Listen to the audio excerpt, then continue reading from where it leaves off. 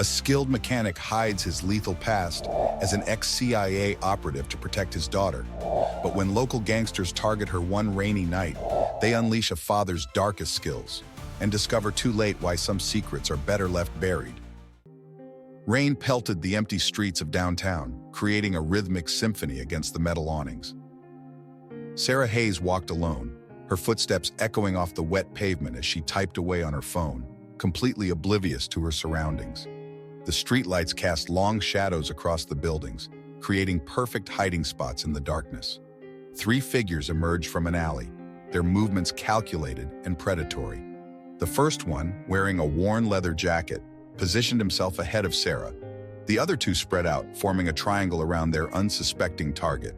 Their intentions were clear in their hungry eyes and malicious grins. Just as the first man reached for Sarah's arm, a shadow darker than the night itself moved. In an instant, the man in the leather jacket vanished into the darkness. A muffled scream, the sound of breaking bones, and then silence. The remaining 2 assailants spun around, their confidence evaporating like the steam rising from the storm drains. Another swift movement, another disappearance. The third man turned to run, but it was too late. When the echoes of violence subsided, a figure stepped into the dim light of a street lamp. Sarah gasped, recognition dawning on her face. There stood her father, adjusting his plain work jacket, the same man who had fixed her car countless times in his modest mechanic shop. The city had changed over the years, transformed into a breeding ground for criminal enterprises. Gang violence had become so commonplace that people hurried home before sunset, leaving the streets to those who thrived in darkness. The police force, once a symbol of protection, now turned a blind eye to the mounting chaos, their silence bought with blood money. Sarah's father, Ethan Hayes, had always seemed ordinary, perhaps even boring to his teenage daughter. His calloused hands and oil-stained clothes told the story of an honest working man. But tonight, those same hands had moved with lethal precision, protecting his daughter with skills that spoke of a darker past. The gang members had made a fatal miscalculation. They had chosen the wrong target, threatened the wrong man's daughter. In doing so, they had awakened something that should have remained dormant, a force that would soon shake the criminal underworld to its core. Have you ever walked alone at night, feeling that creeping sensation of being watched? That primal fear that makes your heart race and your steps quicken? What would you do if you discovered someone close to you, someone you thought you knew completely harbored secrets that could both protect and destroy? If this glimpse into the shadows has captured your attention, make sure to subscribe and turn on notifications. The night is long, and this is only the beginning. Ethan Hayes wiped the grease from his hands with a worn shop rag, his eyes fixed on the vintage Mustang he'd just finished restoring. The afternoon sun filtered through the dusty windows of his garage, casting long shadows across the concrete floor. To his customers, he was just another skilled mechanic in a small shop on the outskirts of town. They'd never guessed those hands that so carefully rebuilt engines had once assembled explosives in Damascus, or that the eyes examining carburetors had watched targets through sniper scopes. 20 years of service in the CIA's Special Activities Division had left their mark, though not in ways visible to the casual observer. His deliberately stooped posture masked the military bearing beneath. The reading glasses perched on his nose concealed eyes that could spot a tail from 3 blocks away. Even his workshop setup, the seemingly random arrangement of tools, followed tactical principles, ensuring every potential weapon was within arm's reach. The bell above the shop door chimed. Ethan's hand instinctively moved toward the wrench on his workbench before he caught himself. It was just Mrs. Peterson with her temperamental Volkswagen. He forced his shoulders to relax, adopted his friendly mechanic smile, and turned to greet her. "Timing belt again, Mrs. Peterson?" he asked, maintaining the carefully crafted persona he'd built over the past 5 years. This was his life now: oil changes, brake jobs, and small talk about the weather. It was everything he'd wanted when he'd walked away from the agency.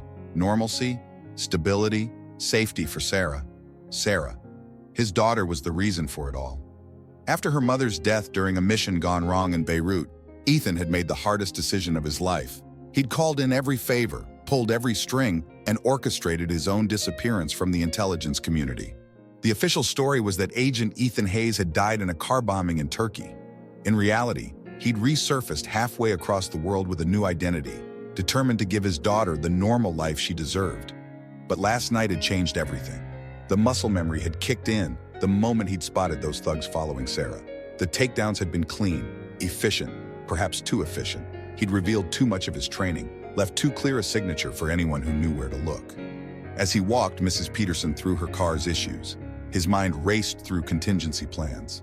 The men from last night worked for someone who might already be connecting the dots. 5 years of careful anonymity potentially undone in less than 5 minutes of action. Back in his office, Ethan pulled up the false bottom of his desk drawer. The burner phone inside hadn't been touched in years. Its battery kept charged out of habit rather than necessity. He stared at it, remembering the promise he'd made to himself. No more violence, no more shadows, no more looking over his shoulder. But promises had to bend when circumstances changed. Sarah had seen him in action now. There was no going back from that. Questions would come, and with them, the risk of exposure. Worse, if the local gangs traced last night's incident back to his shop, they'd come looking for revenge. They'd find a simple mechanic's garage, but they wouldn't stop digging until they found the truth. The weight of his past settled back onto his shoulders like a familiar bulletproof vest. He'd tried to leave that life behind, tried to be nothing more than Sarah's boring dad who could fix anything with an engine. But perhaps he'd been naive to think he could ever truly escape it. The skills, the instincts, the tactical awareness, they weren't just tools he'd used. They were part of who he was. Ethan closed the drawer without touching the phone. Not yet. First, he needed to assess the situation, gather intelligence, understand the players involved. Old habits died hard, and proper preparation had kept him alive through 2 decades of black ops. He glanced at the clock. Sarah would be home from school soon. Tonight, they would need to have a conversation he'd hoped to postpone indefinitely. She deserved to know the truth, at least some of it, enough to understand the danger, enough to stay safe. The afternoon light was fading now, casting longer shadows across his workshop. As Ethan began closing up shop, he noticed how differently he moved through the space, no longer maintaining the facade of the slightly clumsy mechanic. His movements were precise, economical, those of a predator awakening from hibernation. The agent he'd buried was resurfacing, whether he wanted it to or not. The only question was, could he control it enough to protect his new life, or would it destroy everything he'd built? From his garage window, Ethan could see the gradual transformation of the city as day surrendered to dusk. The respectable facade of daylight hours peeled away, revealing the rot beneath. Shop owners hurriedly pulled down their security gates, and the few pedestrians still on the streets quickened their pace, heads down, avoiding eye contact. This wasn't the same city he'd chosen for his fresh start 5 years ago. Back then, it had been a promising mid-sized metropolis, unremarkable enough to hide in, stable enough to raise Sarah safely. Now, the criminal element had metastasized, spreading through every neighborhood like a cancer. Dante Morelli's name was never spoken above a whisper, but his influence was everywhere. Protection rackets disguised as security services, drug operations hidden behind legitimate businesses, human trafficking masked by modeling agencies and hospitality services. The local news wouldn't touch these stories, not since the editor of the city's largest newspaper had died in an unfortunate car accident after publishing an expose on corruption. Ethan watched as a black SUV with tinted windows cruised past his shop for the 3rd time that hour. One of Morelli's patrols, marking territory. They'd grown bold lately, no longer bothering to maintain any pretense of subtlety. The police cars that occasionally passed by never seemed to notice these vehicles, their officers suddenly developing convenient blind spots. Through his network of carefully cultivated contacts, chatty customers, local business owners, the occasional loose-lipped city worker, Ethan had pieced together the extent of Morelli's reach. The crime lord had methodically bought or threatened his way into every significant institution in the city. Building inspectors, health department officials, police officers, judges, all had their price, and Morelli knew exactly how to pay it. The city council meetings were a particular farce. Ethan had attended one, watching as concerned citizens voiced complaints about increasing crime rates, only to have their words dismissed by council members who wore suits that cost more than their annual salaries. The mayor himself, a man who'd campaigned on anti-corruption promises, now spent his weekends on a yacht that his public servant's salary couldn't possibly afford. A siren wailed in the distance, and Ethan instinctively cataloged its direction and probable destination. The east side, Morelli's primary distribution hub. The siren would fade soon, as they always did in that area. Emergency services had learned which neighborhoods to avoid. The few honest cops left were easy to spot. They were the ones working traffic beats or desk jobs, effectively neutralized. Detective Maria Santos had been one of them, relegated to cold cases after getting too close to one of Morelli's operations. She'd been found in her apartment 2 weeks later, another tragic suicide that no one dared question. As darkness settled over the city, the true rulers of the streets emerged. Young men in expensive clothes lounged on street corners, conducting business through subtle hand signals and quick exchanges. Lookouts positioned themselves on rooftops and in doorways, their phones ready to alert their bosses of any unusual activity. The hierarchy was clear to anyone who knew how to read the signs. Street-level dealers answered to neighborhood lieutenants, who reported to district managers, who answered to Morelli's inner circle. At the top sat Morelli himself, rarely seen in public, but omnipresent in the fear he inspired. Ethan had heard rumors about Morelli's headquarters, a converted warehouse in the industrial district, its exterior deliberately decrepit, while its interior rivaled luxury hotels. The crime lord was said to conduct business from a top-floor office with bulletproof windows, surrounded by ex-military security and state-of-the-art surveillance systems. But it wasn't just physical infrastructure that made Morelli's organization formidable. The crime lord had created a complex web of financial relationships, legitimate businesses, and political connections that made him virtually untouchable. Previous attempts to investigate him had ended with evidence mysteriously disappearing, witnesses recanting testimonies, or investigators suddenly receiving lucrative job offers in other cities. The last rays of sunlight disappeared behind the city's skyline. Ethan checked his watch. Sarah would be home soon. He'd installed extra security measures around their house months ago, sensing the city's deterioration. Now those precautions seemed woefully inadequate. A police cruiser rolled past his shop, its driver nodding respectfully to the men in the black SUV still parked nearby. The gesture confirmed what Ethan already knew. In this city, a badge was no guarantee of protection. The traditional channels of justice were closed. Anyone wanting to challenge Morelli's reign would have to operate outside the system. As Ethan locked up his shop, he realized the city had become exactly the kind of environment he'd spent his career fighting against in other countries. The irony wasn't lost on him. He'd traveled the world confronting corruption and violence, only to find it flourishing in his own backyard. The attack on Sarah wasn't random. This realization hit Ethan at 3 a.m. as he reviewed security footage from nearby businesses. The three men had been waiting, their positions too strategic, their timing too precise. They'd known her route home from her part-time job at the library. They'd been watching. Frame by frame, he studied their movements on his laptop. Their coordination spoke of professional training, not street-level thugs. The leather jackets they wore, all identical, all new, suggested organization, uniformity. Morelli's signature. A cold knot formed in Ethan's stomach as he zoomed in on one particular frame. There, partially visible on one attacker's wrist, a distinctive tattoo of a scorpion, its tail curled around a dagger. He'd seen that mark before in a file he'd compiled on Morelli's inner circle. These weren't just any foot soldiers. They were part of the crime lord's personal enforcement team.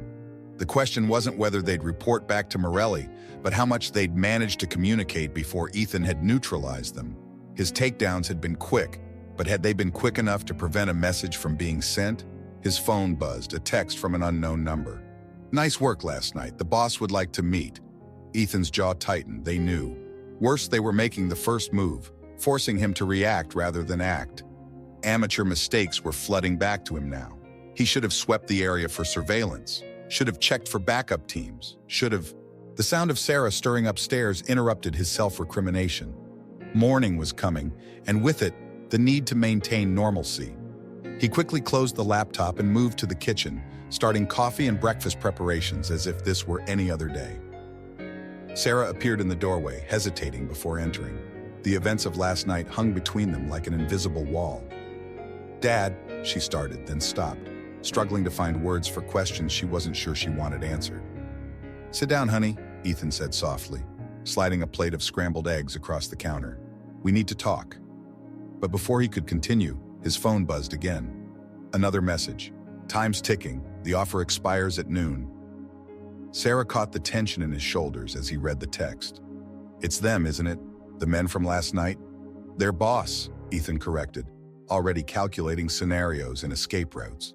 "Sarah, I need you to pack a bag, essentials only. We might—" A sharp crack split the morning calm.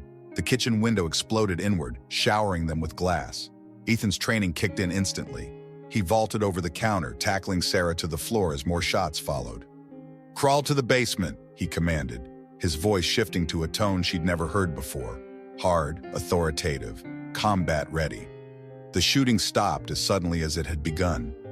In the distance, a car engine roared to life. A warning shot across the bow, not a serious attempt to kill. They were sending a message: nowhere is safe. In the basement, behind a false wall he'd installed years ago, Ethan accessed his emergency cache. Weapons, cash, fake IDs, everything he'd hoped never to need again. Sarah watched wide-eyed as her father, the man who taught her to change oil and fix flat tires, efficiently checked and loaded a handgun. "Those men," she said, her voice shaking slightly, "they work for Dante Morelli, don't they?" Ethan paused, studying his daughter's face. She'd always been perceptive. "Yes, and now they know about me, about us, because you protected me.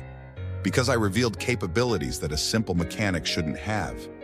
He handed her a burner phone. "New rules starting now. No social media, no regular phone, no contact with friends until this is resolved." "Resolved how?" Sarah asked, but her father's expression told her she might not want to know the answer. Upstairs, glass crunched under boots. Multiple sets of feet moved through their home, conducting a search. Ethan's hand tightened on his weapon, but he remained still. This was another message. They could enter his home at will. When the intruders finally left, Ethan found a business card placed carefully on the kitchen counter, untouched by the broken glass surrounding it. An address was handwritten on the back, along with a time, 12 o'clock. The morning sun streamed through the shattered window, creating rainbow patterns across the destruction of their breakfast. In that moment, Ethan knew their quiet life was over. He'd have to become the man he'd once been, the man he'd hidden from his daughter for so long. But this time would be different. This time, he wasn't a covert operative serving nameless masters. This time, he was a father protecting his family, and that made him infinitely more dangerous. The warehouse district loomed before Ethan like a concrete maze, its abandoned buildings perfect for surveillance. He'd spent the last 3 nights here, mapping Morelli's operation piece by piece. Sarah was safely hidden at a remote cabin owned by an old contact, someone whose existence even the CIA didn't know about. Through his binoculars, Ethan watched another shipment arrive at Loading Bay 7. The routine was always the same: trucks arriving at precisely 2 a.m., guards performing choreographed security checks, workers moving with practiced efficiency. Tonight, however, something was different. The usual supervisor was absent, replaced by someone new, someone who moved with military precision. They were expecting him. Ethan shifted positions, moving silently across the rooftop to get a better angle. His weathered mechanic's clothes had been replaced by tactical gear, his familiar tools swapped for more lethal implements. In the darkness, he was invisible, just another shadow among many.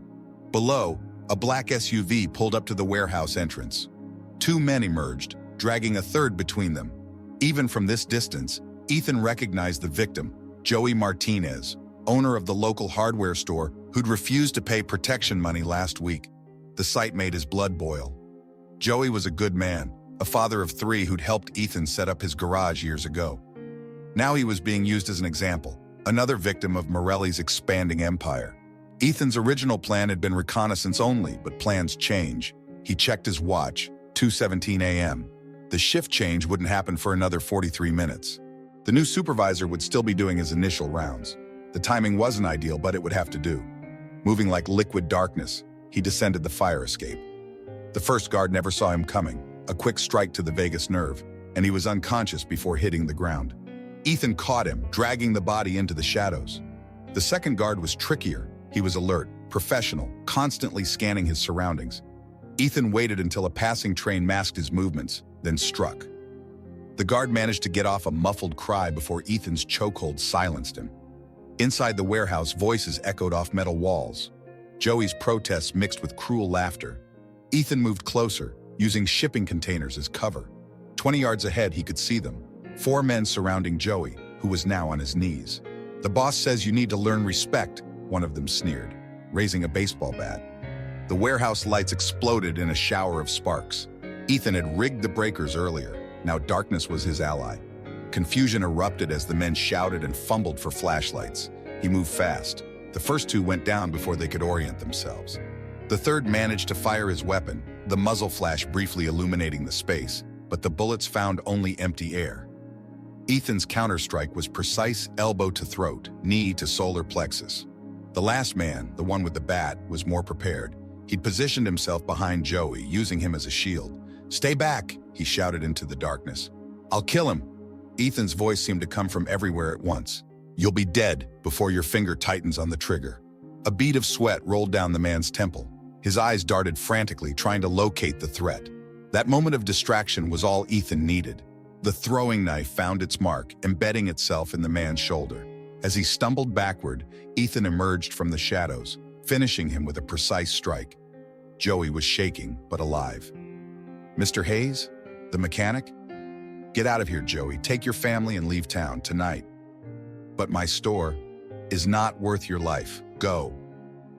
As Joey's footsteps faded, Ethan surveyed the scene. 4 of Morelli's men down, but not dead. They'd wake up with headaches and stories to tell. Good. He wanted Morelli to know exactly what had happened here. He found what he was looking for in the supervisor's office. Shipping manifests, client lists, payment records. He photographed everything with a specialized camera, making sure to capture the details of Morelli's distribution network. Suddenly, distant sirens pierced the night. Someone had called for backup. Ethan moved quickly, retrieving his knife and disappearing into the maze of containers. By the time Morelli's reinforcements arrived, they'd find only unconscious bodies and missing documents. As he made his way back to his observation point, Ethan spotted movement on an adjacent rooftop. The glint of a scope caught the moonlight. Sniper. He'd been made. The shot came a split second later, sparking off the metal railing beside him. Ethan rolled, finding cover behind a ventilation unit. 2 more shots followed, precise and professional. This wasn't a street thug with a gun. This was someone with training. Morelli was escalating, bringing in professionals. The game was changing, becoming more dangerous. But Ethan had drawn first blood tonight, disrupting a key distribution point and freeing an innocent man. More importantly, he'd sent a message. Morelli's reign of terror wasn't going unchallenged anymore. Dawn was approaching as Ethan finally made it back to his temporary safe house. His muscles ached, reminding him that he wasn't as young as he used to be. But as he cleaned his weapons and reviewed the intelligence he'd gathered, he felt a familiar satisfaction. Tonight was just the beginning, a small crack in Morelli's foundation. Soon that crack would become a fissure, and then everything would come crumbling down. The diner on the outskirts of town hadn't changed in 20 years. Neither had Marcus Wilson, though his hair had gone completely gray. He sat in his usual booth, nursing a cup of black coffee, looking every bit the retired cop he claimed to be. Ethan slid into the seat across from him, noting how Marcus's right hand stayed close to his hip. Old habits die hard. "You're looking well, old friend." "Cut the small talk, Hayes," Marcus growled quietly. "I thought you were dead until 3 days ago. Then suddenly I'm hearing stories about a ghost taking down Morelli's men. You want to tell me what the hell you're doing back in the game?" The waitress approached, but one look at Marcus's face sent her retreating. He'd been a detective for 30 years before retiring, and some auras of authority never fade. "They came after Sarah," Ethan said simply. Marcus's expression softened slightly. "Damn, the girl okay?" "She's safe, for now." Ethan leaned forward. "I need information, Marcus. You still have connections in the department." "Had connections," Marcus corrected. "Things have changed. The department isn't what it used to be. Morelli's got his hooks in deep bribes, blackmail, threats. Good cops are either bought, scared, or dead. But you still keep tabs." Marcus sighed, running a hand through his gray hair. "Some. Out of habit more than anything." "What do you want to know?" "Everything. Chain of command, protection rackets, distribution networks. Most importantly, I need to know about his enforcer program, the ones with the scorpion tattoos." "Jesus, Ethan." Marcus glanced around the empty diner.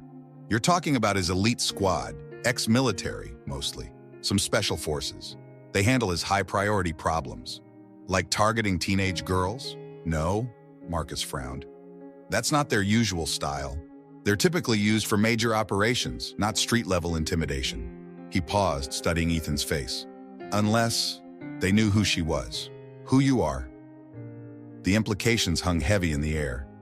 If Morelli's people had identified Ethan before the attack on Sarah, it meant they'd been watching them for some time. The question was why. Marcus pulled out a small notebook, sliding it across the table. Look, this is everything I've gathered over the past year. Safe houses, corrupt officers, suspected trafficking routes, but Ethan, you need to understand. This isn't some third-world dictatorship you can destabilize and walk away from. This is home. These people know where you live, where Sarah goes to school. That's exactly why I can't walk away, Ethan replied, pocketing the notebook. How many other fathers in this city live in fear for their children? How many more Joeys need to be taught respect? You always did have a hero complex, Marcus muttered.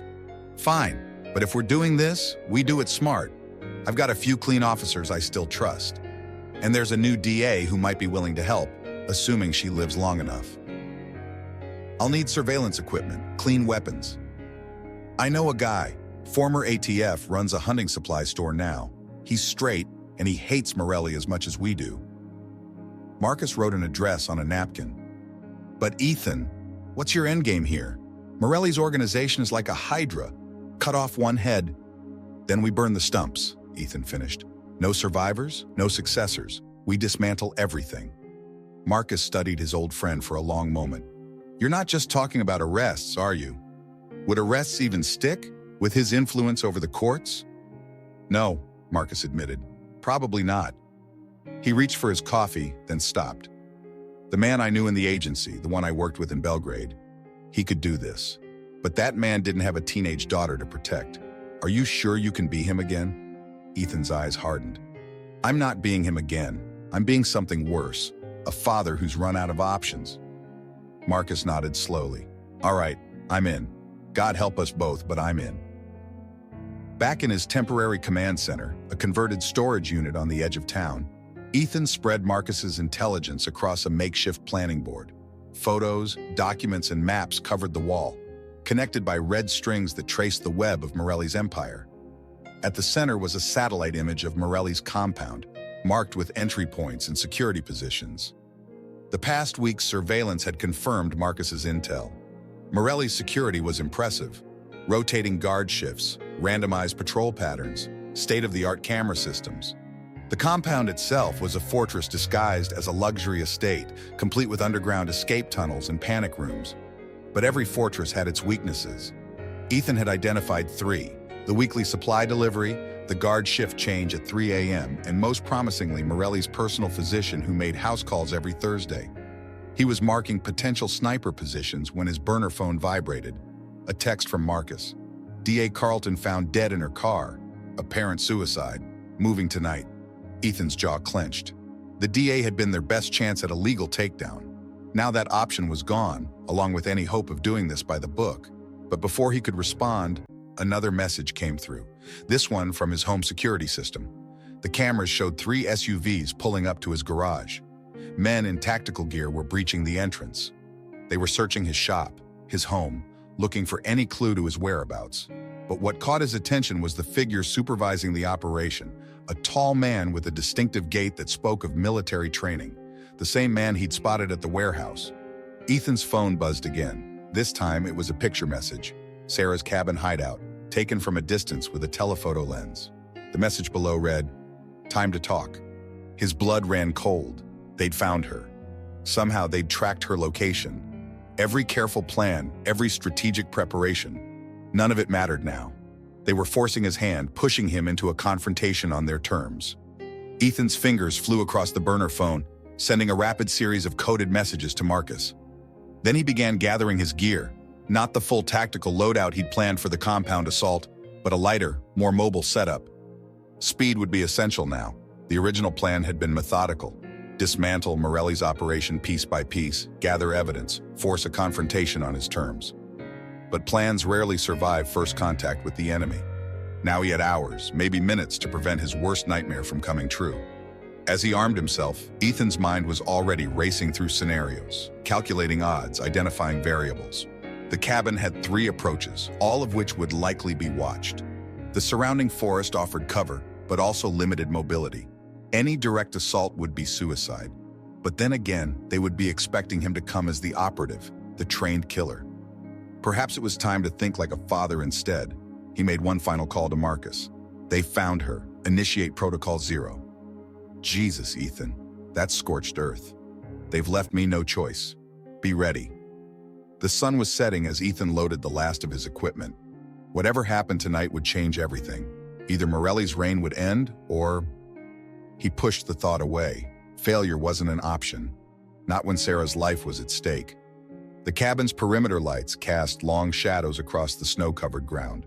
Through his thermal scope, Ethan counted 8 heat signatures surrounding the building. 2 snipers on the ridge to the north, 3-man teams covering both the east and west approaches. Professional positioning. Inside, 2 more signatures, 1 seated, Sarah, he prayed, and 1 standing nearby. The temperature was dropping rapidly as night settled in, working to his advantage. Cold bodies were harder to detect on thermal. Marcus's diversion should be starting any moment. Right on cue, multiple explosions lit up the city skyline miles away. Morelli's 3 largest warehouses, going up in flames simultaneously.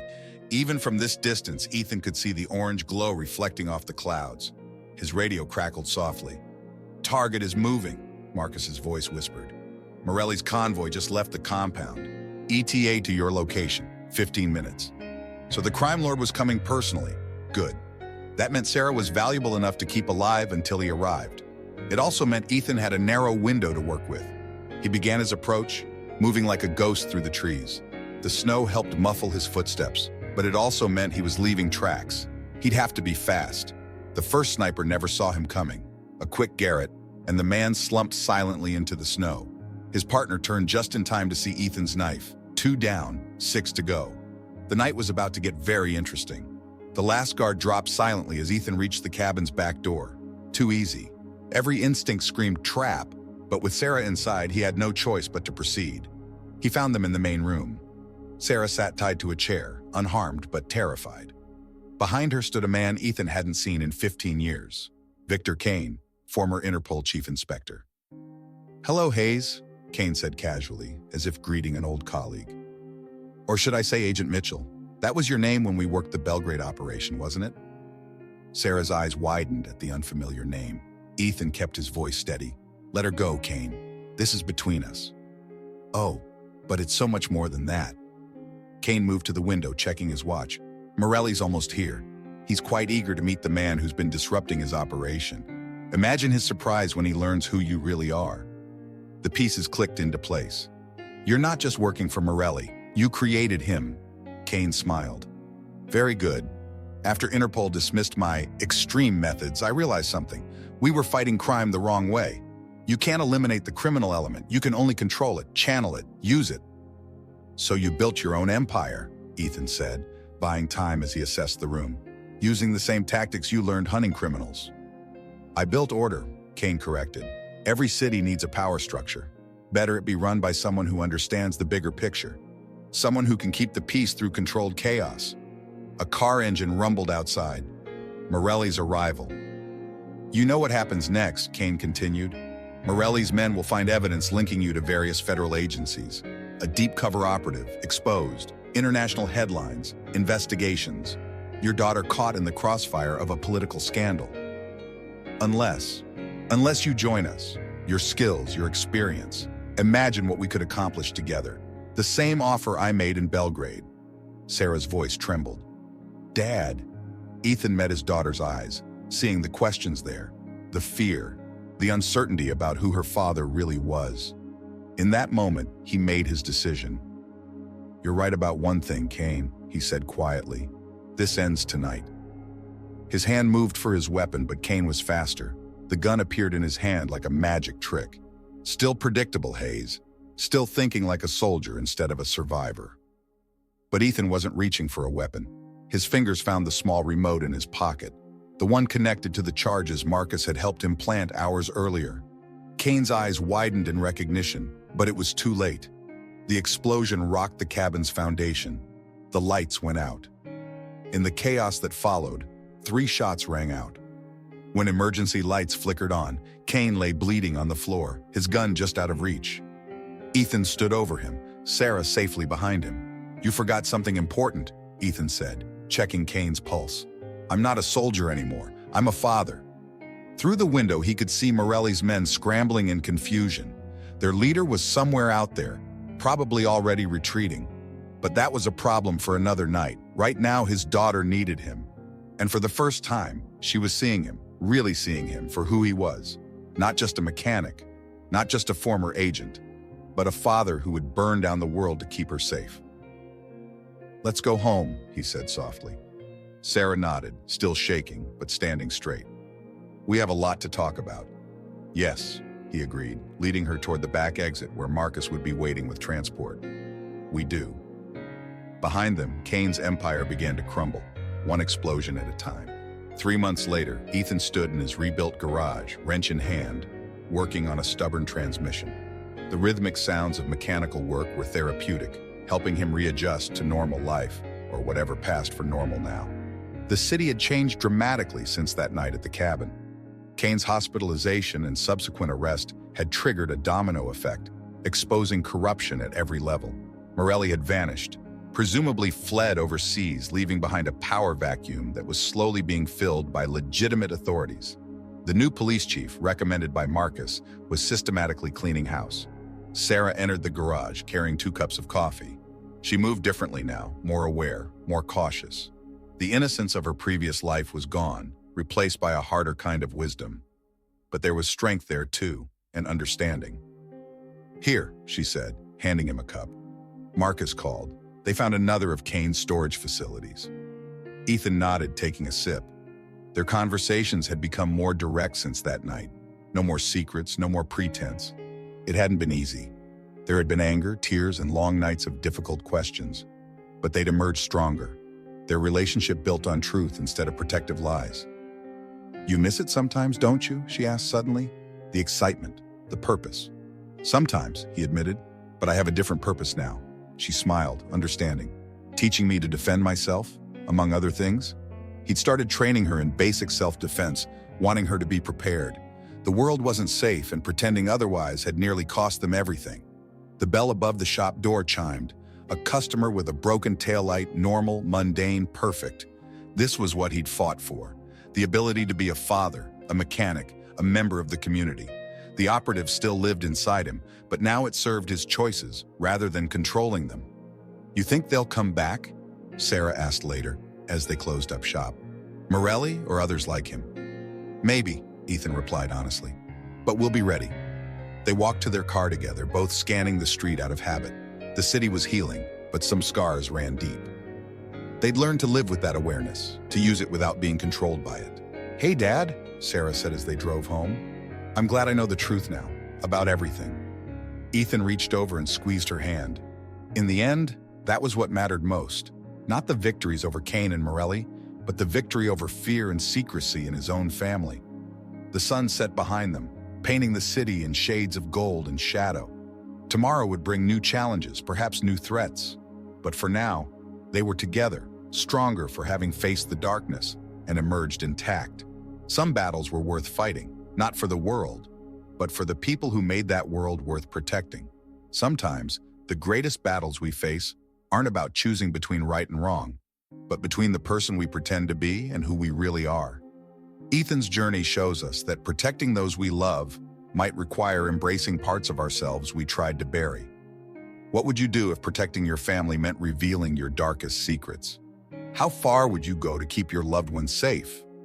If this story resonated with you, click the video on your screen to continue your journey of self-discovery through more powerful narratives that challenge our understanding of identity and purpose.